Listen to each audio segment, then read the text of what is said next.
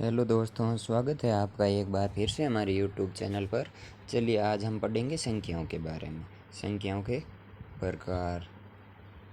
तो कुल 11 प्रकार की संख्याओं को हम यहाँ पे पढ़ेंगे या चर्चा करेंगे। चलिए, एक नंबर है प्राकृतिक या प्राकृत संख्याएँ। एक से लेकर अनंत तक की संख्याएँ क्या कहलाती है? प्राकृतिक संख्याएँ कहलाती है। जैसे 1 2 3 4 डॉट डॉट डॉट मतलब अनंत तक चलती रहती। दूसरे नंबर पर है हमारे पूर्ण संख्याएँ। शून्य से लेकर अनंत तक की संख्याएँ पूर्ण संख्याएँ कहलाती है। जैसे 0 1 2 3, जो 0 से शुरू होकर अनंत तक चलती है या प्लस अनंत तक चलती है, वे संख्याएँ पूर्ण संख्याएँ कहलाती हैं। अब देखो, तीसरे नंबर है पूर्णांक। ऋणात्मक अनंत से शून्य तक एवं शून्य से अनंत तक की संख्याएँ पूर्णांक कहलाती है। मतलब माइनस अनंत से शुरू होकर 0 तक आती है और 0 से वापस शुरू होकर प्लस अनंत तक जाती है, वे पूर्णांक संख्याएँ कहलाती है। अब देखिए 4 नंबर परिमेय संख्याएँ। वे सभी संख्याएँ जिन्हें a/b और जहाँ b का मान 0 नहीं होता है के रूप में लिखा जा सकता है, परिमेय संख्या कहलाती है। यहाँ पे a व b क्या होता है? धनात्मक पूर्णांक या पूर्ण संख्याएँ होती है।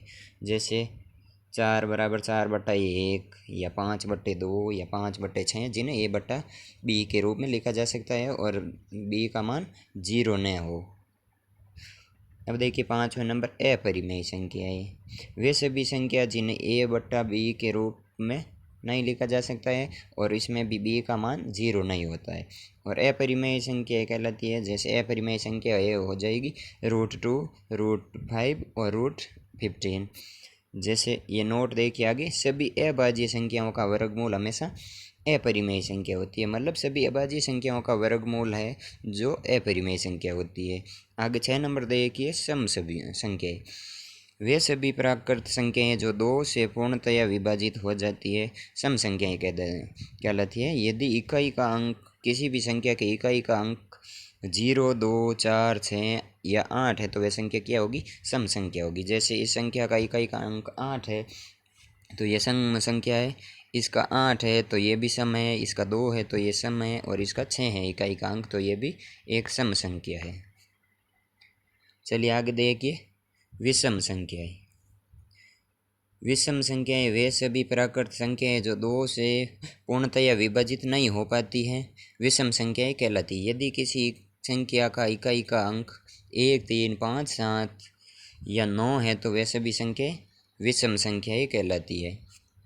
जैसे हमें ये संख्या दी है 3719, तो इसका इकाई का अंक 9 है तो ये विषम संख्या है। इसका 3 है, इसका 7 है, इसका 5 है, तो ये सभी संख्याएँ क्या हो जाएगी? विषम संख्या हो जाएगी।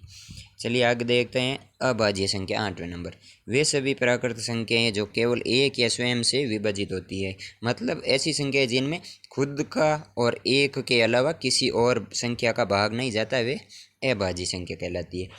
जैसे सबसे छोटी अभाज्य संख्या 2, बाद में 3 5 7 11 13 17 19 23 29, ऐसे वे सभी संख्याएँ जिनमें एक और खुद के अलावा किसी का भाग नहीं जाता, वे सभी संख्याएँ अभाज्य संख्याएँ होती है।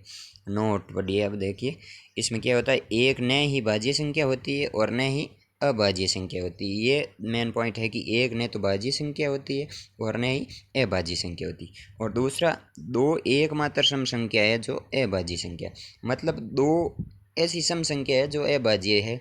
बाकी सभी अभाज्य संख्या हैं जो विषम है, लेकिन दो ही एकमात्र ऐसी सम संख्या है जो अभाज्य संख्या, मतलब सॉरी, दो एकमात्र सम संख्या है जो अभाज्य संख्या है।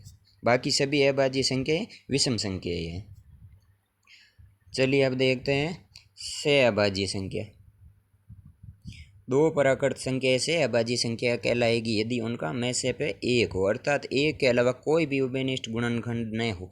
मतलब कोई ऐसी दो संख्या जिनमें एक समान संख्या का भाग नहीं जाता है। जैसे 2 और 3 में अलग अलग संख्याओं का भाग जाता है, 3 और 4 में भी अलग अलग संख्याओं का भाग जाता है, या सिर्फ एक का जाता है दोनों में, या खुद का जाता है लेकिन दोनों में अलग अलग का जाता है, दोनों के गुणनखंड अलग अलग है, तो वैसे भी संख्या सहअभाज्य संख्या कहलाती है। चलिए अगली है हमारी पूर्ववर्ती संख्या। किसी भी संख्या के पूर्व में अर्थात पहले आने वाली संख्या उस मूल संख्या की पूर्ववर्ती संख्या कहलाती है।